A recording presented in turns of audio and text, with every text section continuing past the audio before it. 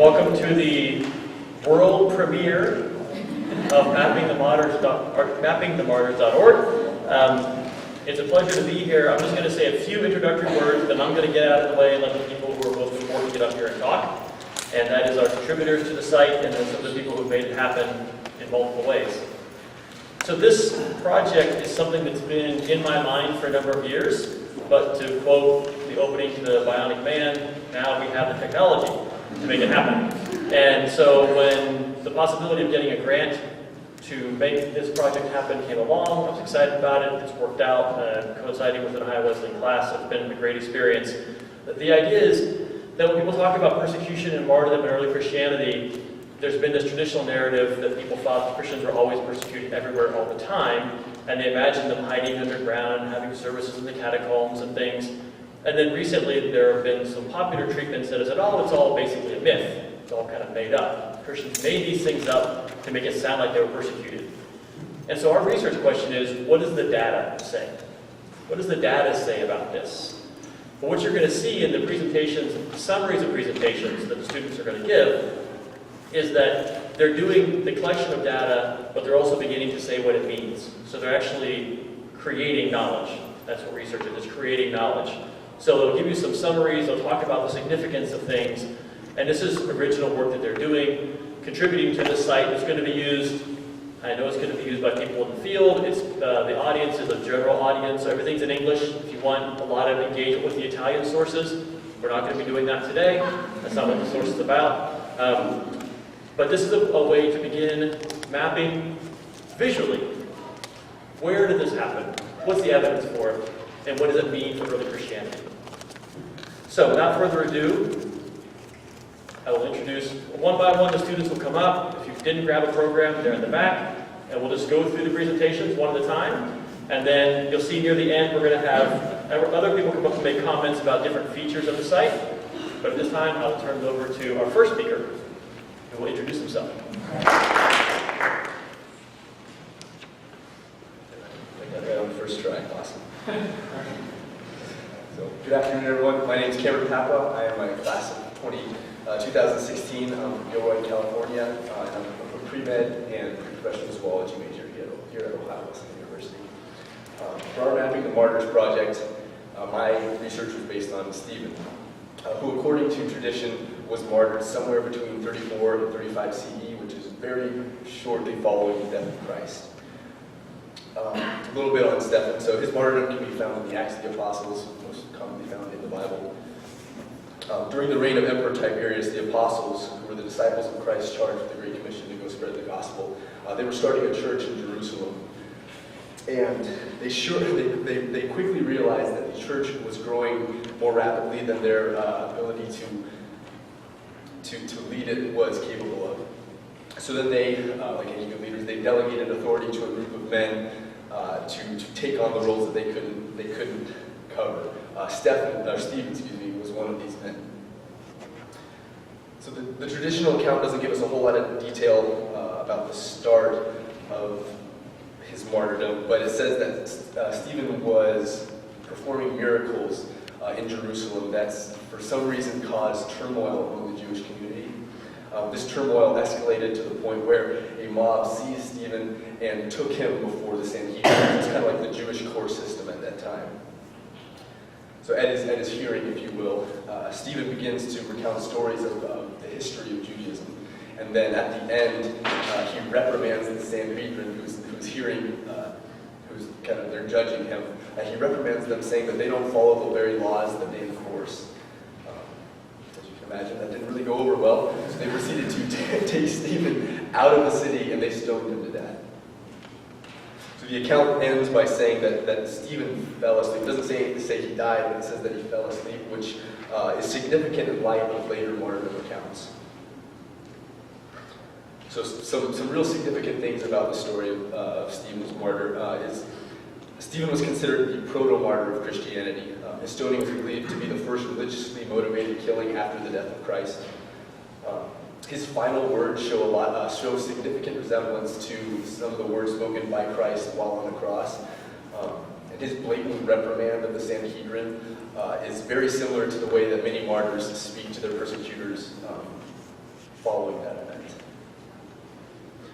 Stephen's Stephen's death was also witnessed by Saul of Tarsus, who was a Pharisee, and at the time he approved of Stephen's death. And shortly following that event, he began to go out and persecute the church.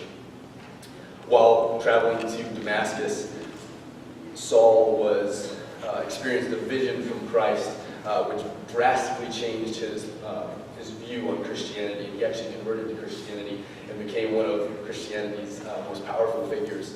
He's attributed to writing as many as 13 of the books of the New Testament. So my research of Stephen has led me, Stephen, excuse me, gotta get that right. I've done a lot of research on this.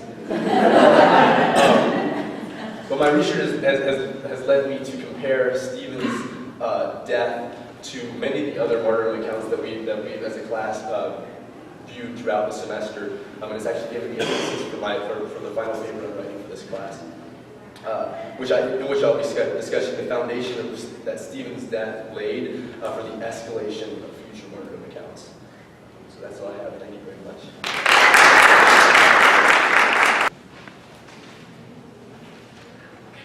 Hi everyone, I'm Jessica Harper. I am a psych major in the class of 2016. I wrote on Thecla. She supposedly passed in Seleucia in 46 to 48 CE. So that's the job I pressed on, just so you know. So historical background, just so you kind of understand her story a little bit better. Her story takes place during Paul's first missionary journey, which is when Paul kind of first found some churches in Asia Minor. Areas around there. And also, specifically because Thecla is the first female martyr, her role as a woman plays a huge role.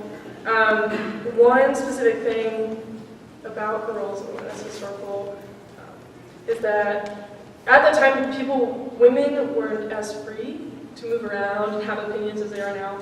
And so, as you'll see, Thecla was pretty opinionated, and that causes some problems for her. So, I'll continue. So you are. The Acts of Paul and Thecla is the primary source I used that everyone uses for Thecla.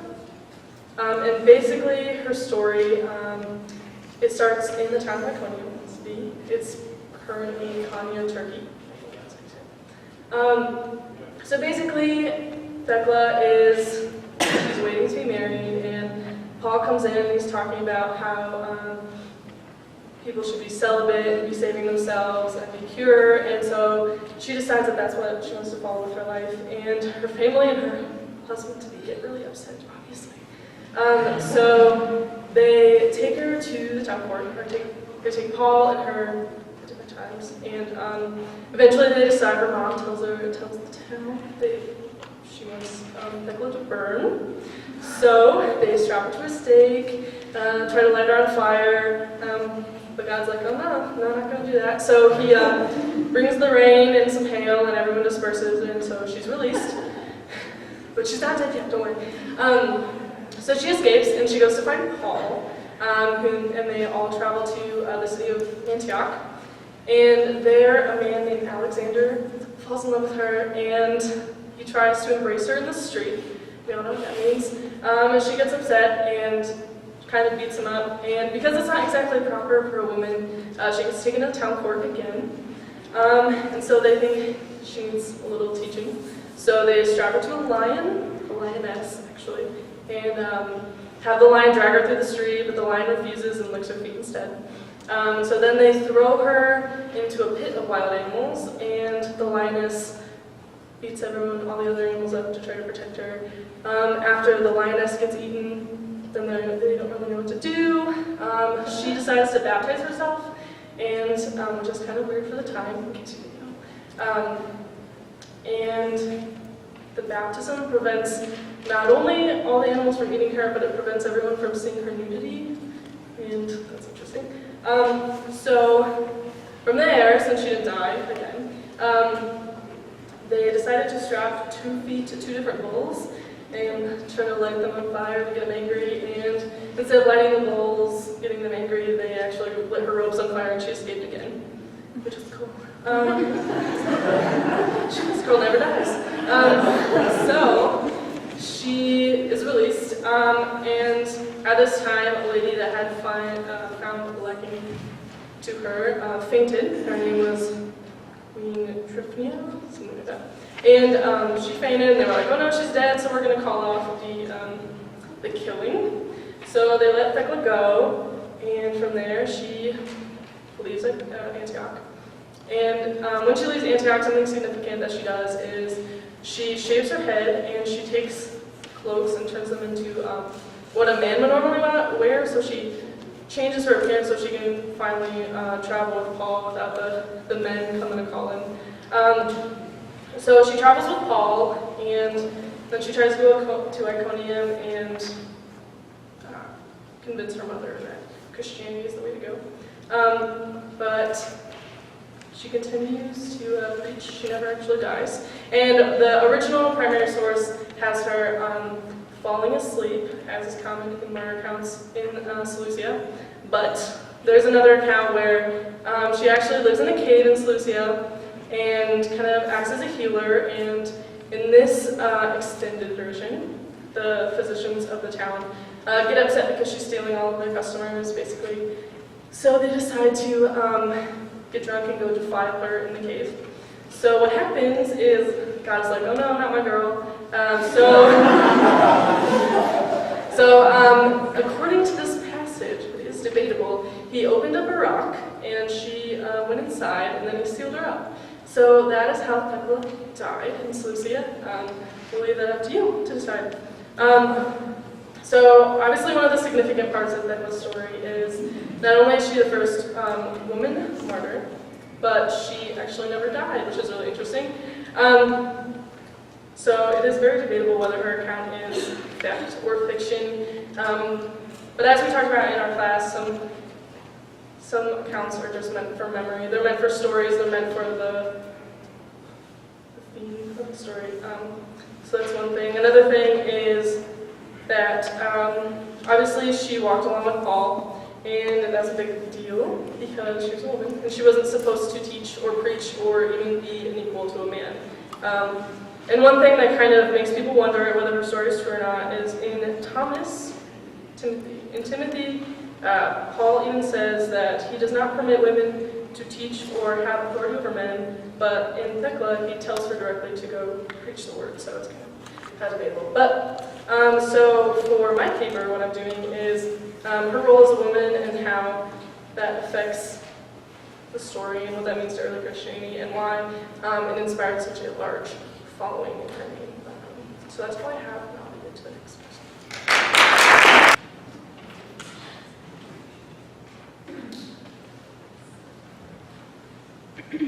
Hello, my name is Kirsten Payne. I'm a sophomore religion major from Hicksville, Ohio. And for the Mapping the Martyrs project, I decided to research the Apostle Andrew. Andrew, one of Jesus' first called of his 12 disciples, traveled widely performing many miracles and converting many people to Christianity. Sometime between 60 and 70 CE, he came to be in Patras in Greece, which was still part of the Roman Empire, where Christianity was still illegal and would be for another 250 years. In Patras, he preached in the home of Maximilla, the Christian wife of the Roman proconsul Aegiates. Because of her Christian faith, she decided to remain sexually pure and not sleep with her husband. Chastity was valued by many early Christians, sometimes even to the point of obsession, and Andrew's support of this, and as you'll see, his death for the sake of it, likely promoted these beliefs in the areas that he preached. Maximilla even paid one of her slaves, quite exorbitantly, I might add, to dress up as her and sleep with her husband in her stead. Needless to say, when he found out, he was greatly distressed, especially since he found out 8 months later. When he discovered that it was Andrew that was encouraging her new purity, he threw him in prison, where Andrew continued to preach. This, combined with the fact that threats against Andrew's safety did nothing to bring his wife back to him, incited Aegiates to decide to crucify Andrew.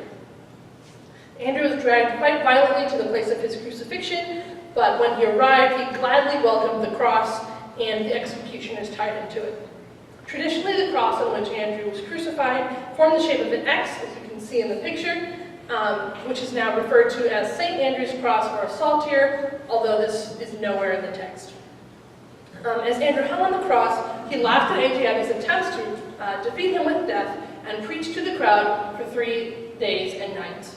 These crowds, incensed at the treatment of Andrew by Asiatics, begged the proconsul to free him, for he had not really done anything wrong in their eyes. Before the proconsul could free him, however, he gave up his spirit and died. Maximilla buried him and never returned to her husband. According to one tradition, the relics or physical remains of Andrew were brought to Scotland during the Middle Ages, where they gave the name to the coastal city of St. Andrews. He became the patron saint of Scotland and is associated very closely with Scottish national identity. In fact, there is a belief that Andrew himself had chosen Scotland as caretakers of his relics. Andrew became so important to Scotland that he is Scotland's national, that his cross, is depicted on Scotland's national flag. Beyond Scotland, Andrew is the patron saint of many nations, cities, and peoples. Part of his importance lies in the claim that Andrew preached widely in the area of Greece and around the Black Sea. According to Russian tradition, when preaching around the Black Sea, he made his way up the Dnieper River and prophesied that the hills by the river would one day hold a great city with many churches. He then placed a cross on the hills and blessed them. His prophecy came true a number of years later when the city of Kiev grew up on the hills. He's now also considered the patron saint of Russia. Through the study of Andrew, I've learned really the importance of this project. I had a moment when I was researching when I was like, man, I really wish there was just one place I could go and I could find all this information. Then I realized that that's what we're doing. Beyond that, this project has provided me with insight not only on expressions of belief in early Christianity and the way the stories can define entire cultures, but also the way that religious study is always growing and evolving. For example, for my paper, I will be investigating through the example of Andrew the ways that early Christian writers tried to fix their perceived problems with the Passion narrative in the way that they tell the stories of the martyrdoms of early Christian leaders. Thank you so much for listening, and enjoy the rest of the presentations. Good afternoon. For this, we're going to have to hop on our first century airlines, go all the way over here. It is even almost off the map. So good afternoon. My name is Zach Plater. I'm an astrophysics major and religion minor here at OWO. I'm a junior, and I'm from Chillicothe, Ohio. For this project, I decided to do research on the Apostle Thomas, or as you might know him, Doubting Thomas. He earned this nickname when he refused to believe that Christ had risen until he touched the actual wounds from the crucifixion. As one of Jesus' 12 disciples, Thomas is always remembered for his one shortcoming. And this is why I decided to do research on him, to explore the great things that the apostle supposedly accomplished, and to learn of his eventual fate as a martyr. The church historian Eusebius writes that Thomas went to Parthia, or what is now Pakistan or Iran. According to the apocryphal Acts of Thomas, after Jesus' ascension, Thomas receives the call to go eastward to India. He's reluctant at first, but God more or less arranges for Thomas to be sold into kind of slavery to a merchant as a carpenter. The merchant takes him to India, and after traveling to India and building up a reputation as a man of God, Thomas's aid is requested by a man named Sifor, and he is a captain of King Misdaius. According to the tradition, Misdaius was a king in the southeastern part of the Indian subcontinent, which is around where you see the dot on the map. Thomas agrees to help Sifor, whose family has been possessed by demons, and after healing Sifor's family, the whole family converts to Christianity. Soon after this, Thomas begins preaching from Sifor's house, and many people become Christians, eventually including the king's wife, Tertia. After her conversion, she refuses to sleep with her husband, which, as I'm sure you've noticed, chastity is a very common theme in most of these stories. When Misdaius, the king, discovers that his wife has converted to Christianity, he is enraged, and he orders for Thomas to be arrested.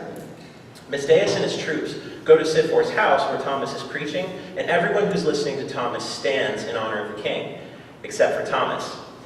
Thomas remains seated, and Misdaius actually goes up to his chair, flips him out of the chair, and uses the chair to beat Thomas across the back. He then has his troops lead Thomas violently away back to the king's palace. When Misdaius is preparing to interrogate Thomas, the king's son, Vazan, requests custody of the apostle to interrogate him himself. The apostle tells Vazan about eternal life, and Vazan actually converts to Christianity. Misdaius then enters and takes the judgment seat. He orders a hot iron plate to be brought out before Thomas to stand on. When Thomas steps forward, however, water bursts forth from the ground, extinguishing the plate and almost drowning the king. The king freaks out a little bit and asks Thomas to make the water go away. So Thomas prays, and the water instantly disappears. After this, Meghia sends Thomas back to prison to figure out what to do next. That night, the king's wife and his son visit Thomas in prison, hoping to be baptized.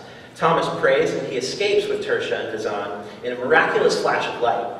He baptizes them and several others, and then Thomas, accepting his fate, returns to prison. The following day, Meghia orders Thomas, he sentences Thomas to death by spearing, and some of Mezdeus' troops lead Thomas to the nearest mountain, go about halfway up, and then kill him by spearing, as you can see going on in this image up here. Later traditions claim that Thomas suffered his martyrdom around 72 CE. Thomas is widely regarded as the first apostle to visit the East. He is the patron saint of India, which to this day is the home of a sect of believers known as the St. Thomas Christians. They claim to have been founded by the apostle nearly 2,000 years ago, and many of these Christians trace their lineage back to Thomas's original converts.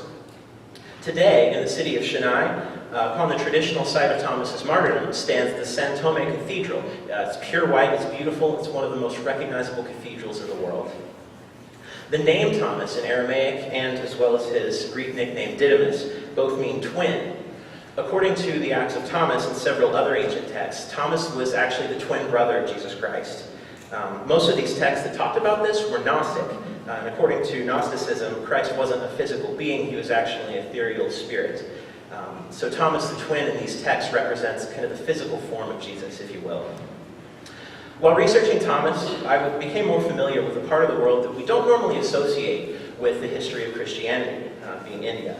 To the St. Thomas Christians, Thomas's work and martyrdom are very real events that affect the way that they practice their faith.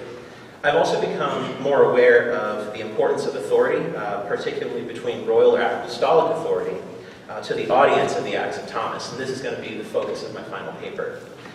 Understanding these traditions means understanding the perspectives of the people who celebrate them. This is one of the greatest fruits of the academic study of religion. Thank you.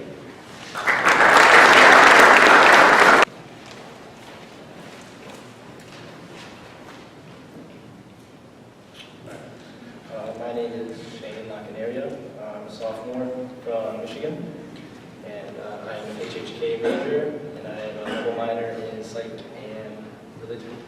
For this project, I wrote on Polycarp, who, according to tradition, died in Smyrna around 155 to 161. With Clement of Rome and Ignatius of Antioch, he is regarded as one of the three chief apostolic fathers. So first off, just some background. Christianity is illegal still, and won't be legal for another 150 years or so. So as we've seen, the Christians are kind of just being persecuted for being Christians. We've seen it where their converts reach some of the Romans' wives, and we've also seen it where it reaches bodyguards and stuff like that. So, as I dive into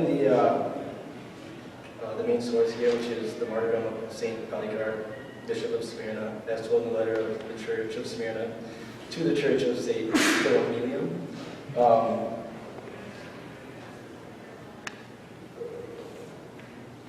I'll mention the themes that will come up. So we got one of the themes will be the imitating of Christ that will come up. The story not only does Polycarp play a similar role as Christ did, but also just the story in general. Some of the same stuff that happened in Christ's trial will also occur in Polycarp's story.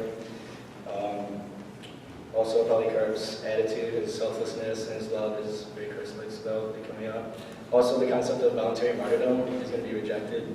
So, it's believed in the story that voluntary martyrdom is wrong according to the gospel of religion. And then the gathering of and celebration of martyrs' relics also mentioned. So, the letter starts with basically a reason saying why it's being written, and it goes like this. It says, "We write you, brethren, the things concerning those who suffered martyrdom, especially the blessed Polycarp, who put an end to the persecution by sealing it, so to speak, through his own witness, for almost everything that led up to it happened in order that the Lord might show, once again, a martyr conformable to the gospel. For he waited to be betrayed, just as the Lord did, to the end that we also might be imitators of him. For it is a mark of true steadfast love for one to not only desire to be saved, but all the brethren also. After that, it goes on to talk about the traits of Polycarp. So it uses language like he's very blessed, he's the most admirable, he endured all the things that he endured, and how loving he is and how selfless he is. And then as Polycarp gained knowledge that he was being pursued, he fled from farm to farm as opposed to giving himself up. And as he did this, he prayed. Every time that he got to a new farm, he just prayed for other people. And he flees to a new farm, prays for his brethren once again. Finally, he is caught, and he was betrayed by one of his own, so that's how that came about. When he was arrested, he requested time to pray, and it was granted to him. And he prayed for a couple of hours, it says, and then after that, the officials are inspired by this, and they almost feel like a regret that they are forced to capture and kill someone so admirable and inspirational. Next, Herod and his father, Nicetas. Herod is the chief of police. They meet him in a carriage, and they try to persuade him. And they say, like, what harm is there to say, Lord Caesar, and to offer incense and all that sort of thing, and to save yourself? And of course, he responds and rejects everything. This is like my favorite part of all of our accounts, is how they say, you know, like, take away your faith, and he says no, and they say it again, and says no. So there's like a back and forth. So next he's brought up to the proconsul, and he says, are you Polycarp? He confesses, and it says, and then the proconsul goes, swear by fortune of Caesar, and with an earnest face, he motions to the crowd and says, away with the atheists. So, and then he's requested to curse Christ, and he refuses. He says, 86 years I have served him, and he never did me wrong. How can I blaspheme my own king who saved me? Still, they try to get him to curse Christ, etc. And then he responds with a very famous line. He simply says, I am a Christian, and he refuses. He's then threatened with beasts and fire. Polycarp says, simply, why do you delay? Just kill me already, basically. After the proconsul sends his own herald into the midst of the arena to proclaim 3 times Polycarp has confessed himself to be a Christian. And then next, so he's burned at the stake, and I have quotes here. The fire made the shape of a vaulted chamber, like a ship's sail, filled by the wind, and made a wall around the body of the martyr. And he was in the midst, not as burning flesh, but as bread baking, or as gold and silver refined in a furnace. And we perceived such a sweet aroma, such as the breath of incense or some other precious spice. So as he was being burned, you can tell his body did not burn. And as a response, they had an executioner come up and just stab him. When that happened, a huge amount of blood, along with the dove, came forth. The blood quenched the fire, and he then died. Pious men then gathered his bones, and that was the end of the account. So the significance is, as I mentioned before, you probably noticed them. First, he's betrayed. His betrayal is just like in the account of Jesus. So Jesus was betrayed by the kiss of Judas, and Judas says to the officials, the one that kisses Jesus, and he kisses him. The hours of prayer that he spent before his trial was also, Jesus also participated in that. Jesus prayed in the Garden of Gethsemane, where his apostles fell asleep on him. Same thing. Also, when the herald goes out into the arena saying that Polycarp had confessed to be a Christian, he said it 3 times. Peter denied Jesus 3 times, so it's then the involuntary arrest. The rejection of the voluntary martyrdom. We see the voluntary martyrdom is rejected because, like, Quintus handed himself over voluntarily, and then when he saw, like, the beast in his account, he he actually ended up taking the sacrifice because he got scared. So that was being seen as wrong. So with Polycarp, he fled. And then also the theme of his martyrdom being for everyone. So when he prayed for hours before his trial, it says that he remembered all who had met with him at any time, both small and great, both those with and without renown. And then lastly, the gathering of his bones. This is the first reference in literature to Christians gathering in martyrs' relics and having a special celebration in his honor.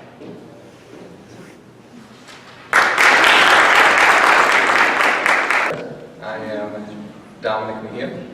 I am a sophomore from Brown, Ohio, majoring in pre-theology. And I am trying to find Cyprian here. There we go. So, as you can tell, the martyr that I worked on was Cyprian of Carthage. According to tradition, Cyprian was bishop of Carthage who lived from 200 CE to about 258 CE. He was the prominent theologian of North Africa during his lifetime. In order to understand Cyprian's martyrdom, we must first place it within the historical context in which it takes place. He was martyred during the reign of the Emperor Valerian during the Great Persecution, which was a period of intense persecution by a series of Roman emperors. 2 edicts issued by Valerian affected Cyprian directly. The first was issued in 257 CE, which called for the destruction of the church as an institution. How the Roman officials wanted to do this was to make illegal the assembly of Christians as well as exile their clergy to places far away. Because of this, Cyprian was exiled to Carubus, a city about 60 miles southeast of Carthage.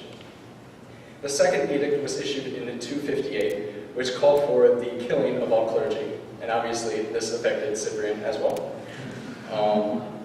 There are 2 Orthodox accounts that tell the martyrdom of Cyprian. The first is the life and passion of Cyprian, and the acts of Cyprian the bishop. Cyprian was recalled to Carthage by the proconsul Galerius Maximus, where he stood trial. Cyprian was questioned about his faith and if he really was a leader in the church, to which, of course, he replied in the affirmative. He was given the chance to think about his response and reconsider it and see if he would sacrifice to the emperor, and which is a very common thing throughout martyrdom accounts, to be given time to think, to which Cyprian refused again. Galerius Maximus, the proconsul, then said, apparently very reluctantly, then condemned Cyprian to die by decapitation. At the pronouncement of this verdict, Cyprian replied with, "Thanks be to God." Cyprian is led out of the city where he is blindfolded. And this is very significant because according to the Christian tradition, Paul as well was blindfolded before he was decapitated.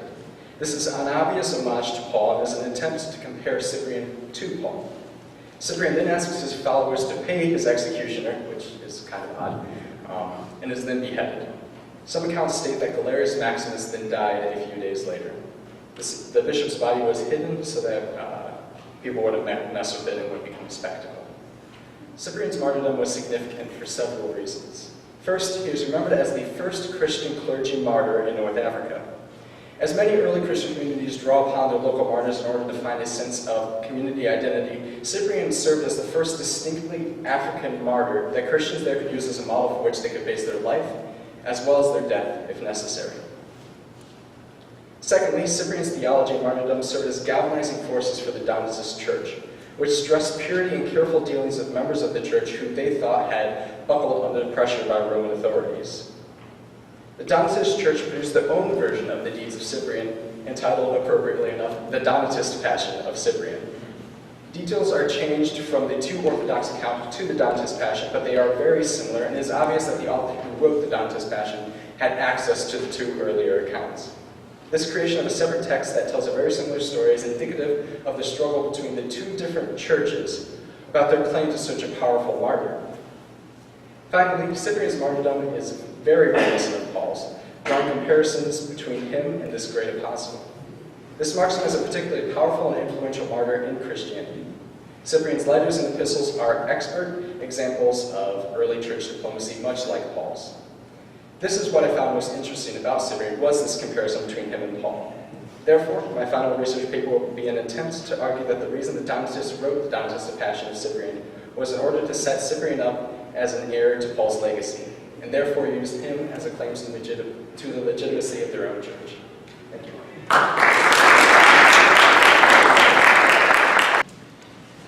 Hello. We're going to move over on this map just a little bit. Sorry, I'm very short. My name is Brianna Bear. I am a junior from Pittsburgh, Pennsylvania. I am a religion major with an English minor. My martyr that I chose to research is Saint Sebastian, who died in Rome in the year 286 CE. The account of his martyrdom is first mentioned in a document called The Burying of the Martyrs, which lists just his name and his feast day. The more complete account that actually tells the story of his martyrdom appears in a book called the Hieronymian Martyrology, which is attributed to St. Jerome. For some historical context, St. Sebastian died during the reign of Diocletian, which was considered to be one of the last great persecutions of Christians by the Roman Empire, and many other famous martyrs were also killed during this period. Diocletian wanted to restore unity to the Roman Empire by reinstating the worship of the Roman gods as mandatory. And 11 years after Sebastian's death, all soldiers and administrators under Diocletian were required to sacrifice to the Roman gods or they would be persecuted. Sebastian was a Christian who enlisted as a soldier of the Roman Guard in order to aid other martyrs and offer them support while they were imprisoned before they were killed. He offered support to several famous martyrs, including Mark and Marcellin, while they were in prison.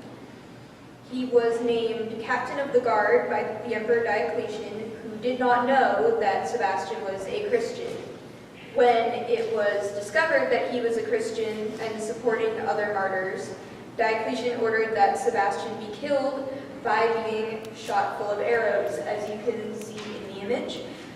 The image of Sebastian being shot through with arrows was very popular in medieval art, which leads to the misconception that being shot full of arrows is what killed him. It was not. He survived being shot with arrows and was nursed back to health by a woman named Irene, who was the widow of another martyr in the area. After he recovered, Sebastian sought out Diocletian to confront him, and Diocletian ordered him beaten to death with clubs. Sebastian is a significant martyr. There is a lot of debate over whether or not he was a real person, as aside from the martyrdom accounts, there is little to no historical evidence of his existence. But he is a significant figure as a Roman soldier who was working against the decrees of the current emperor in order to support Christianity, believing that God held more power than that of the emperor. He is a very important figure in the city of Rome. He is invoked for protection against plague and is credited with stopping plagues in various cities over time. And there is a cult to him surrounding the catacombs just outside the city, right over here, where his relics are supposed to be buried. I was very interested in the cult surrounding Saint Sebastian, and especially how Sebastian eventually became viewed as a homosexual figure, and the cult surrounding him gained a leaning towards homosexuality, and I'm writing my final paper on how that association and that cult developed.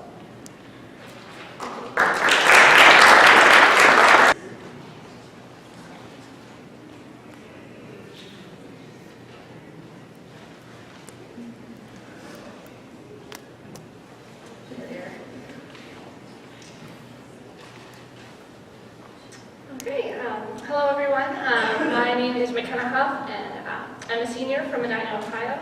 And just over a week now, I'll be graduating with a degree in mathematics and religion. I wrote an entry on the martyr Euphemia for the Mapping Martyrs project, and Euphemia is an important saint in the Orthodox Christian tradition. And according to the earliest sources, her fiery death, since she was burned at the stake, traditionally took place in 303 CE in Chalcedon, a city just east of modern-day Istanbul. So you can kind of see that zoomed out.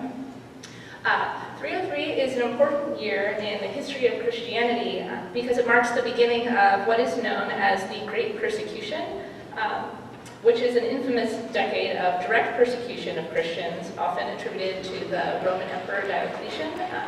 And we'll be seeing more presentations about martyrdoms happening in this period. Four imperial edicts were issued in 303 that actively targeted Christian leaders, holy texts, and other property. They ordered the destruction of churches and holy books, and prohibited Christian services. So the first of these four edicts also removed Christians' legal rights, and that is apparent in Euphemia's poor treatment in her supposed trial in the account that I'm about to relate. So the primary source that I analyzed is entitled Commentary on the Holy Martyr Euphemia. It is a late 4th century sermon delivered by Asterius, who is Bishop of Amasya. Asterius describes a painting near Euphemia's tomb that depicts her martyrdom, and he then proceeds to write a flashback narrative describing the event. There is a judge hostilely looking at Euphemia, surrounded by armed guards. She is dressed in long gray robes, refined in appearance. He explains how her figure embodies both modesty and strength. She bows, but stands firmly planted. One of her eyes shows anger, and the other shows motherly pity. So, scantily clad executioners then hold Euphemia down and knock out her teeth with a hammer and mortar. The artist of the piece actually paints in drops of blood, according to Asterius. And then next, Euphemia is depicted praying in prison, and a heavenly sign shows over her head. And then Asterius ends with a description of Euphemia standing in flames, rejoicing in her own martyrdom. Very little is known about the life and death of Euphemia, and what is recorded is often contradictory. Much later tradition, which is recorded in the Golden Legend, a medieval hagiographical text, describes a more gruesome demise by the sword after her subjection to the wheel, psychological torture, and lions, much like Thecla with a lioness. The image here that is with this entry actually depicts the later tradition. And despite the varying accounts, Euphemia became one of the most well-known Eastern martyrs, and the basilica that claims to house her relics was a popular early pilgrimage destination. Euphemia is especially important within Christian history because of her relic's role at the Council of Chalcedon in 451. An early liturgical document records a miracle story involving Euphemia's tomb. Bishops gathered at this council to decide the much disputed nature of Jesus Christ after the resurrection. A single synthesized nature, both human and divine, or a dual nature, fully human and fully divine. According to the tradition, the bishops placed two confessions of faith, one for each side of the debate, inside Euphemia's tomb onto her chest. And then after 3 days, the bishops reopened the tomb to find the dual nature view in her hands and the single nature view under her feet, which signified her acceptance of the dual nature view. So Euphemia's miraculous intervention at the Council of Chalcedon changed the direction of Christian theology from that point forward. Asterius' sermon reveals what early Christians believed to be valuable about martyrs, especially female martyrs: strength in the face of adversity, pain, chastity, as we've seen, the dual virtues of feminine modesty and masculine bravery. Over the course of the last semester, we've studied various accounts of female martyrs, including the famous Perpetua story, and I chose Euphemia because I am particularly interested in her account's commentary on gender in the face of persecution. So for my final paper, I will demonstrate that, just like Perpetua, Euphemia is celebrated for her dual nature as fully feminine and fully masculine. Thank you.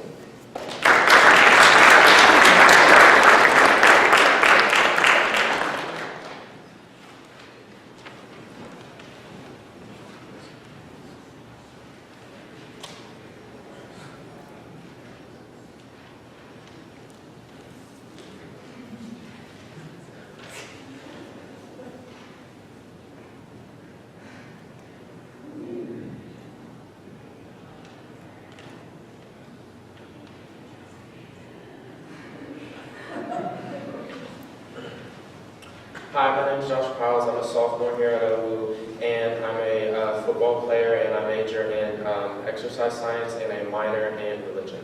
And I did my report on the Saint Felix of Theobuku.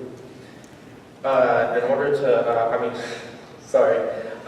he was martyred in Carthage, North Africa, in 303 CE. Just a little background, which you guys have already heard.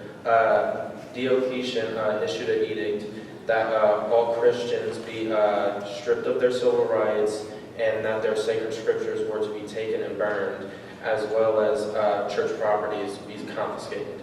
And this edict actually reached North Africa about a month before his martyrdom. The martyrdom that I read was the Acts of St. Felix, which states that when the edict reached North Africa, the curator, Magdalenianus, called for the holders of the sacred scriptures, the seniors, to come and give over the text. But very quickly it seems that they were ratted out, if you could say, Felix. But unfortunately he wasn't in Theobuku at the time. So, upon arriving a day later, he is called to have a discussion with Magdalenianus about giving over the sacred scriptures. After arguing about this for quite some time, it seems that Magdalenianus decides to give Felix 3 days to think it over. And after coming back, Felix still refuses to hand over the sacred scriptures, for which then he is sent to Carthage to be tried for his actions. Upon arriving to Carthage, he's sent into prison for 16 days, and then after being brought out, he's brought to the proconsul where he argues again about the sacred scriptures and how he will not hand them over, and it doesn't take long before he's sentenced to death. And afterwards, he gives a big speech about how he loves God and how he served God his whole life, 56 years. And then he gives thanks to God and bows his head, and he's beheaded. He's a very important martyr, in my opinion, because upon Diocletian's edicts reaching North Africa in this area, he is one of the very first martyrs, giving a proto-martyr type feel for him.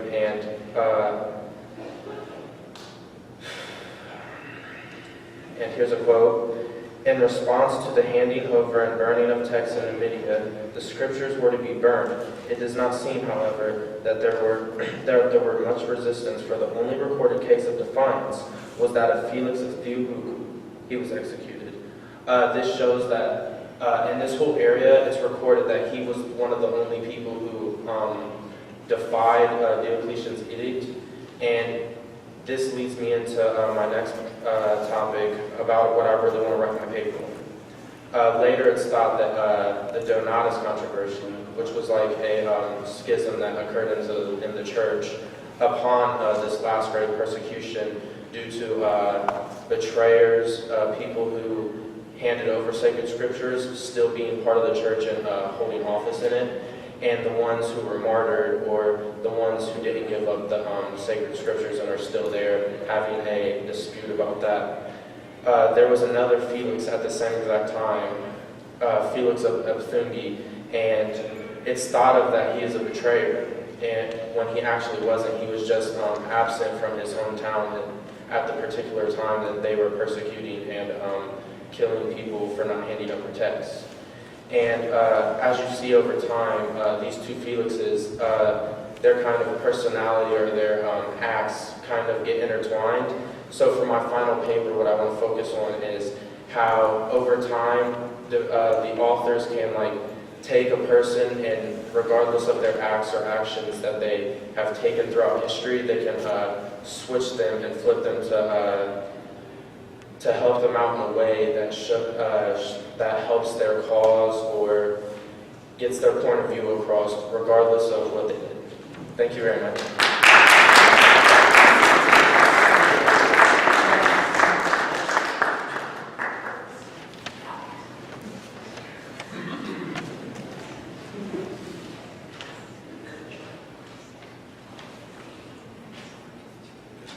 Good afternoon. My name is Sophia Love. I'm a sophomore. I'm a double major in pre-professional zoology and anthropology. And the saints that I chose were Maxima, Donatilla, and Secunda, who traditionally died in Tiburgo, which is in modern-day Tunisia, around the year 304. So the historical context is very similar. They were being persecuted under the Fourth Edict of Diocletian, under the Roman Emperor Maximian, and it was all legal because they were Christians. So the primary text for the source was the Passion of the Saints Maxima, Secunda, and Donatilla. So it was as follows. So the proconsul of Carthage at the time was Anulinus, and he sent out Roman troops to go gather up Christians for persecution and have them worship false idols and bow down to the emperor.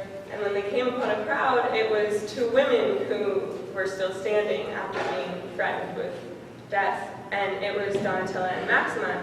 And they claimed that they had this authority from their Christian faith to do so. And they continued to be questioned by the proconsul, and one of the first questions he asks is how old they are, and Maxima answers for the pair and sort of averts that question and goes on to sort of accuse Anulinus of being a sorcerer. And when he comes back to the question of their age, she sort of sassily throws in there, I hope you break all your bones, but I'm 14. So she, although she's repeatedly threatened, they remain, her and her co-martyr, Donatilla, remain secure in their choice of death before denial. And at this point, the last of the trio, Secunda, is introduced, and she's a 12-year-old, and she's from a wealthy family, and she's had all of these suitors, but denied them all because she wants to remain pure in her marriage. Essentially, she wants marriage to God, and so she begs them to go with them, and they accept her, but then she sort of drops out of the narrative again, which leads many to believe that maybe she was tacked in later. But jumping to the tribunal, and they've been taken to Tiburgo, they are again given the chance to deny their Christianity and refuse. So they undergo lashes, they are put on beds of crushed shells, they have lime rubbed over them, they have burning coals sprinkled in their hair, but they feel none of this. And as torture through torture goes on and they feel nothing, the proconsul Anulinus gets angry, and he's the one getting exhausted, and so he throws them to the wild beasts, and here comes this hungry bear who licks their feet. And so again, it's a failure, and so he kind of goes to the stable that what will kill them? Decapitation, and so they die. But this martyrdom account is noteworthy in early Christianity for several reasons, including the fact that they represent the ideal Christian women of being not only these beautiful consecrated virgins, but they're very outspoken about their faith and about the fact that we are Christians. And they go through this with Anulinus, who represents the quintessential villain figure, persecuting not only women but children. I mentioned how Secunda was tacked on later, but we can sort of look at this as she represents that the wealthy, the poor, the young, and the old should all be living up to the standard of these female martyrs.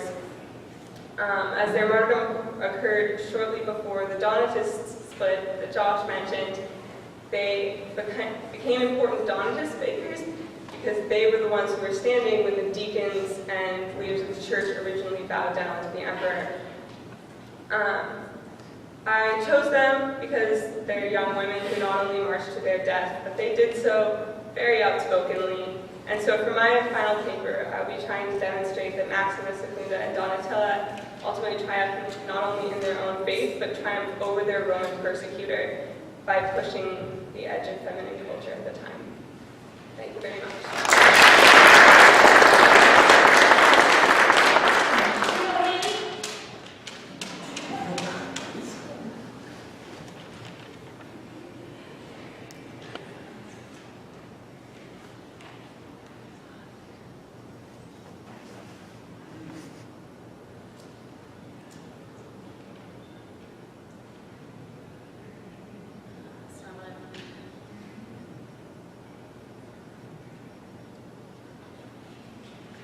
Hi, my name is Shaeffer, and I'm a senior, graduating with a major in psychology and a minor in religion. And I chose to research Agnes because she's one of the more common female martyrs that people know of today. She's highly recognized in current day's Christianity. So Agnes was martyred in around 304, which is also during this great persecution. And Roman emperors were demanding that their subjects worship what we know as like traditional Roman gods, so God of the sun, God of virginity, etc. However, many Christians refused to do so. Also in this time period, women were being married much younger than they are today.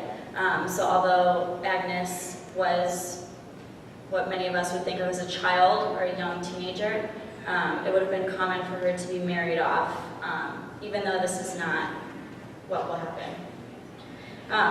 So examining the crowns of martyrdom and the passion of Agnes, Agnes resisted marriage repeatedly because she wanted only to be a virgin and in relationship with God and not in relationship with man. So a Roman judge tried to break her commitment to virginity by attempting to seduce her and even threatening to torture her if she didn't do so. But Agnes was unfazed by these threats. And putting her commitment to the test, this judge essentially threatened to put Agnes in a brothel where she would be raped unless she asked for forgiveness from the Romans' pagan god of virginity. However, Agnes was unmoved in her faith and said that she would rather die than do so. So the judge ordered Agnes to be put in a brothel.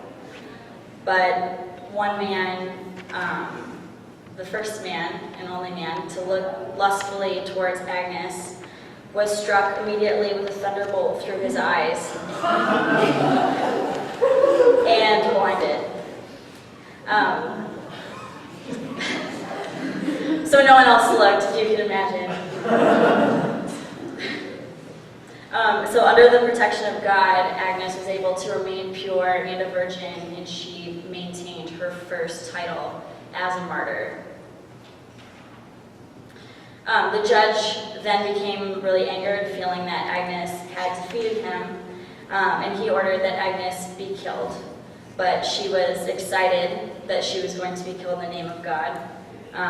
And as the executioner beheaded Agnes, she felt no pain, which is a common theme in a lot of martyrdom tales. By dying a martyr's death, Agnes earned her second title as a martyr. In the story, her soul leaves her body, and she's described as being up above the world, looking down on it, and she can see all of the worldly things, such as power and money and greed and all of these things. And then a serpent appears under her feet, and she proceeds to stomp and smash on this serpent's head as well as on the worldly things.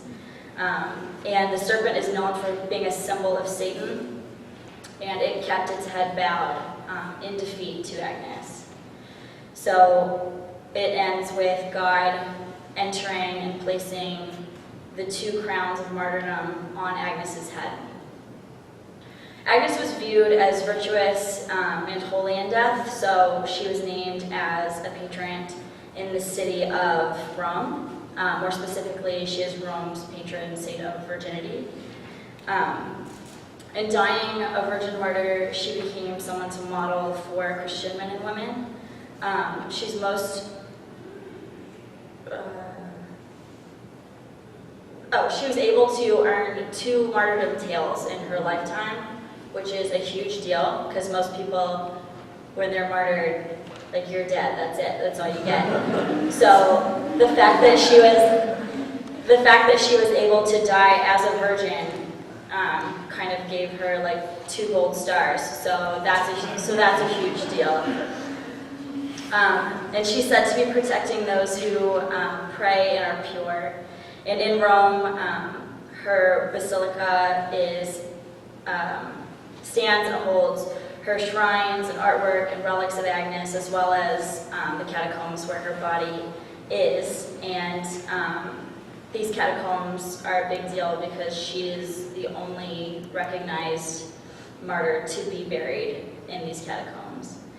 After conducting all this research and getting into this project, I couldn't help but notice that the idea of what it means to be a virgin is a lot bigger than what you think of definitionally. So we might think definitionally virginity seems to stand for only an abstinence of sex, and I think there's a lot more to it than that, and I'm going to be looking at the social and political things that virginity would have stood for in this time. Thank you.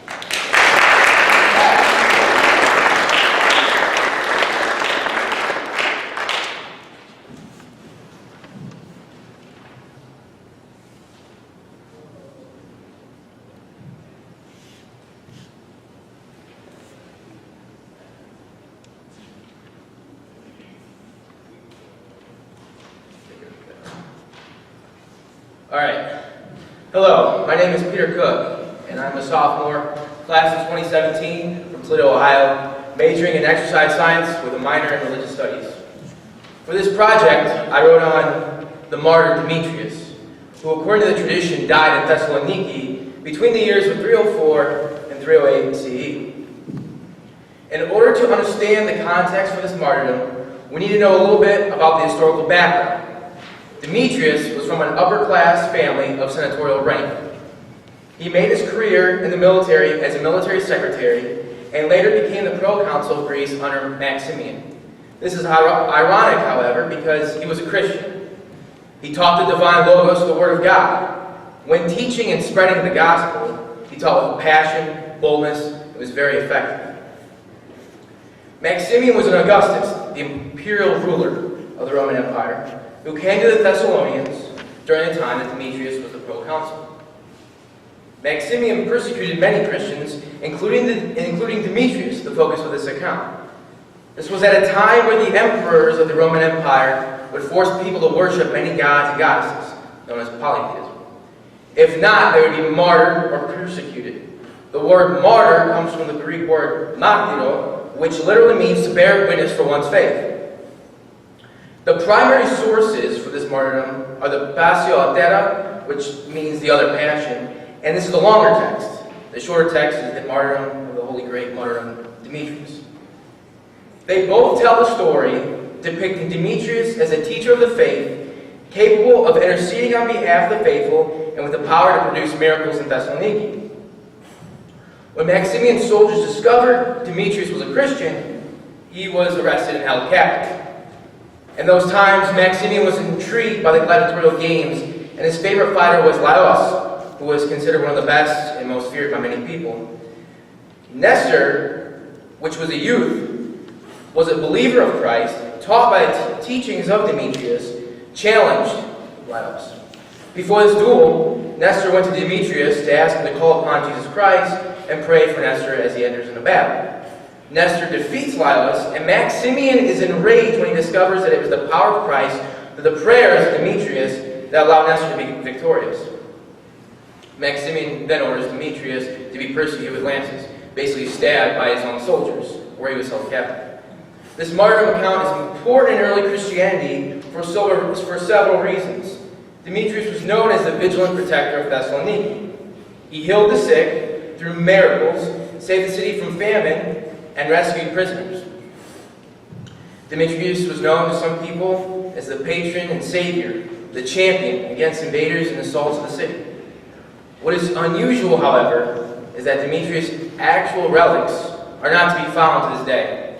So there's a martyr without relics and a cult for that martyr. This creates an interesting situation for the city and for the Basilica of his honor. A cult for martyr exists even if there's no physical remains, proving the existence of that martyr. Some may think, as the Archbishop John of Thessaloniki of the 7th century believes, that the faithful of the city do not need the visible sight of holy bones to establish and strengthen their faith. Others, such as many historians today, may think otherwise because there are no physical remains. What I find most interesting about the martyrdom account is the fact that Demetrius represents a spiritual mentor for the faithful. So for my final research paper, I will be writing and demonstrating the significance of why it is important for the early Christians of Thessaloniki that Demetrius is a spiritual mentor, as a saint and intercessor to the faithful of Christ. Thank you.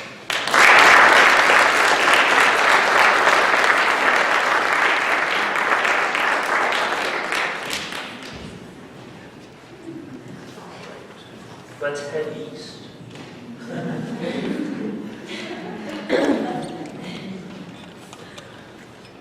Hello everybody, my name is Sam Barnett. I'm a graduating senior. I'm from Pittsburgh, Pennsylvania, and I'm majoring in classics and medieval studies. For this project, I wrote about Simeon Bar Sabai. And according to the traditional sources, he died in Iran, near the Iraqi border, in between the years 339 and 345 of the Common Era. It's important to get kind of a background. The historical context has changed from some of these earlier martyrs that you've heard about. Kind of the persecution of Diocletian and the other Roman emperors is over. In the year 311, the Emperor Constantine had he issued the Edict of Milan, which made Christianity one of the legal religions of the Roman Empire. And so Constantine himself, who was a Christian, favored kind of Christians, and Christians rose to high positions of power and leadership in the empire. So Christianity was very much kind of on the rise in the Roman Empire. However, Simeon lived outside of the Roman Empire. To the east of kind of Roman territory was the Sasanian Empire.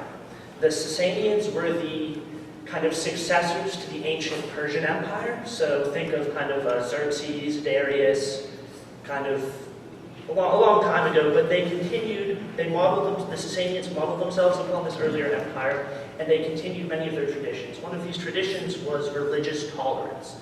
So unlike the Roman Empire, the Sasanian kings did not persecute Christians actively.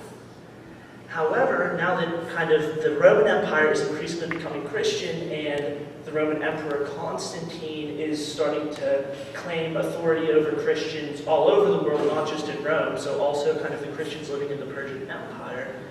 There's increased kind of political and military tension between the two empires as well during this time. So now kind of there's more hostility between East and West, and Christians are increasingly becoming seen as kind of possible Roman collaborators. So now into the account itself. My text is the Martyrdom and History of Blessed Simeon Bar Sabai, which is the oldest of many of martyrdom accounts about Simeon. According to the story, Simeon was the bishop of the city of Seleucia Ctesiphon, which is outside of modern-day Baghdad and was the capital of the Sasanian Empire. As bishop, he was charged with collecting taxes for the Sasanians among his Christian congregation. Simeon, however, refused to do this, and he was brought before the Sasanian king Shaeffer II. And Shaeffer questions him and asks him, why aren't you collecting these taxes like you're supposed to? And like many of these other martyrs, Simeon then changes kind of the question. And he says, oh, I'm a Christian, I don't have to listen to your authority, I serve a heavenly king, kind of very similar to earlier martyrs. And he mocks, the king tries to reason with him, but Simeon mocks his gods, he mocks his authority, so the king gets very angry, and Shaeffer sentences Simeon and his followers to death. So Simeon is held to die last, so he has to watch all of his kind of servants and associates being killed. And as he's calmly kind of encouraging them to die bravely and for their faith, an old servant of King Shaeffer named Gushtazad, who was a Christian but had kind of bowed down and worshipped the gods of Persia with the king's other servants, he had a change of heart, and he stepped forward and identified himself as a Christian, and the king was very reluctantly forced to also execute Gushtazad.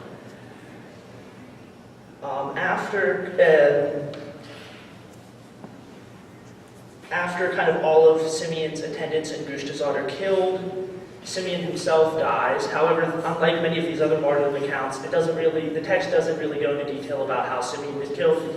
He's killed, and that's how the account ends.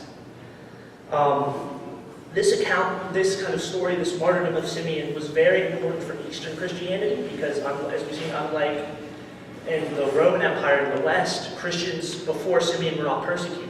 So Simeon, just as Stephen is kind of the proto-martyr for all of Christianity, Simeon is the proto-martyr for Eastern Christianity. So many later Eastern martyrdom accounts are based upon Simeon's story, or they contain characters from Simeon's martyrdom story, like Gushtazad. He appears in other accounts as well. One of the important things about this text is that it shows clear influences from earlier Roman accounts. So the Christians in the East had access to these accounts, and they were aware that in kind of the West, one of the important parts of the kind of creating the identity of Christianity was the persecution that they suffered and how they dealt with it. And so these Eastern Christians were aware of this, but they did not personally suffer from persecutions. But now, with Simeon being killed, they can also claim the same authority and the same tradition that the Roman Christians were able to claim. And I found this so interesting because I'm kind of interested in as a classics and medieval studies major, I'm interested in where those two kind of like worlds meet. And that is kind of this time period. Scholars call it late antiquity. And in this period, there was a lot of kind of interconnection between various cultures and peoples. And this is I feel like this account is a very good example of this. And in my paper, I'm going to look at how Simeon's story kind of illustrates these cultural changes and cultural interactions that happened at the time. Thank you.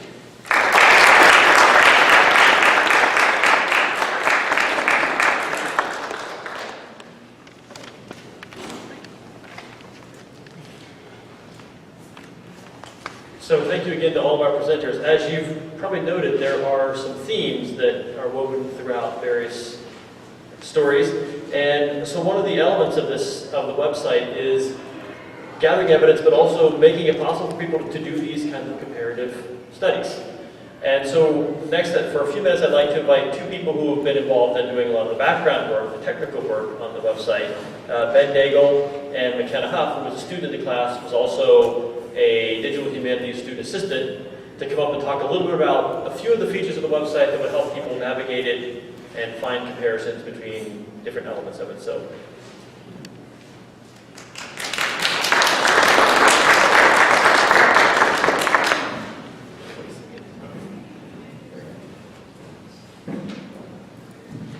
Okay, I'll be short because I'm sure everybody's stomachs are rumbling from dinner awaits. So I'm Ben Daigle. I'm the Associate Director for Consortial Library Systems with the 5 colleges of Ohio. And I started this project as the OU Library's liaison librarian to the religion department. And as part of the grant that Dr. Eastman mentioned at the beginning of this presentation, that grant offered me and other librarians in the library system an opportunity to really kind of get engaged and partner up with faculty, our faculty colleagues, as well as some really, really bright students. So great job, everybody. I thought that was really one of those students is McKenna. So McKenna, she had the kind of enthusiasm and engagement in this project that any project like this dreams of. So it was really a pleasure to kind of partner up with her, tears, for this project. So I appreciate that help. We're going to just highlight really quick some of the features of the site that are kind of designed to help make connections between some of the martyrs and their stories. And so we had to think really early on in the project about, how researchers or how users of this site later on would maybe want to explore these connections in different ways. So just for a quick example, we didn't really dive too far into any of these, but if we click on one of them, we'll pick on any of them here. We'll pick Euphemia. Let me zoom this puppy in here. So we zoom in a little bit.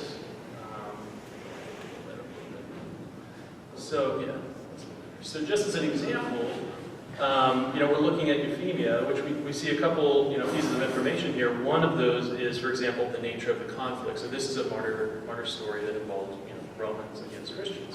So we might want to say, okay, what other martyrdom accounts are linked in that way?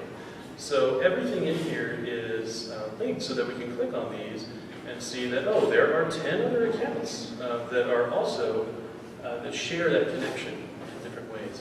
So this is kind of at a most basic level. We had to think about what were those ways that people might want to group things, theme things together. So coming up with those characteristics of each story that we wanted you guys to kind of write about was part of that early planning. And so that planning helped us to get to this point. And this is kind of a basic level, being able to group things by common characteristics like that. McKenna, I'll turn it over to McKenna. She's going to talk a little bit more about where we'd like to go next with the project, in different ways to look at how these things are, connected beyond just sharing, characteristics like the nature of the conflict or the type of persecution, and how we can maybe leverage, especially as this site grows and we start to get more and more of these, how we can leverage things like the map and like the platform that this sits on, that we can slice and dice and do some of these, comparative analysis. So turn over to McKenna. She'll show what we've got so far. What's to come? Yeah, there are two other quick features. One, I'll just kind of summarize that you've been looking at this whole time. There's a timeline at the bottom of the screen, and that's an interactive timeline that will let users who come to this site not only just look at these dots on the map, but then they can also see how they fall under. Let's see, where's my dots? How they fall under different time periods of persecution. So we mentioned, I'm going to zoom way this way. When we mentioned the Great Persecution or the Donatist controversy, you can see how all of these entries in blue are also falling under different greater periods. So that's another way of visually demonstrating a connection between these entries. But then the more important one, this bar on the side, this is a waypoints bar, allows users to come in and then see the map manipulated to relate items that aren't otherwise related. So I can click on this and see female martyrs, and then all of the dots that turn purple on the screen are all the female martyrs that we at least did in this semester. But as the site grows, and we hope to be able to relate things under other categories and themes this way, and change the map so people can see how female martyrs are distributed, geographically. And so even though my time with the project is ending this semester, as the whole thing grows over time, hopefully this feature would be developed further.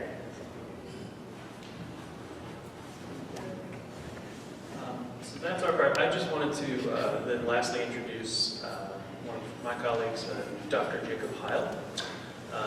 Jacob is the Mellon Digital Scholar for the 5 colleges of Ohio. And he'll leave some closing remarks, but he's been a fun colleague to have to kind of organize these projects and kind of get them up and running. So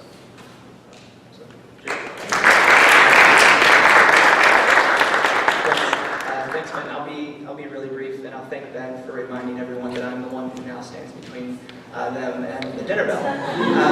So I actually think that I can be incredibly brief because they've done all of the hard work. I think everyone here has done all of the hard work for me, including introducing me. I'm Jacob Heil, the Mellon Digital Scholar, and I'm kind of the most peripherally involved in this project. I've been sitting here the whole time trying to think of a good metaphor for what my role is, and it's kind of conduit, junction box, and it's not even these sorts of things. I just kind of like David came and said, I have this idea, and I asked Ben if he's interested, and I whisper neat line, Omeka, in their ears, and wonderful things happen, and we see all of this wonderful intellectual work come together. And so by way of kind of, I guess, tying a bow on this a little bit, I just want to say that from my position is consortial within the 5 colleges, so I get to see a lot of these projects developing over the sister schools, I suppose.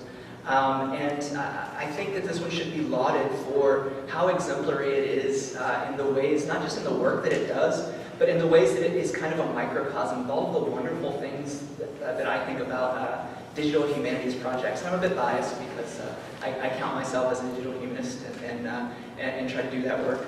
But in terms of things like collaboration, not only were students working together, but the team itself that came together. Lots of push and pull there, just in terms of shaping the ideas.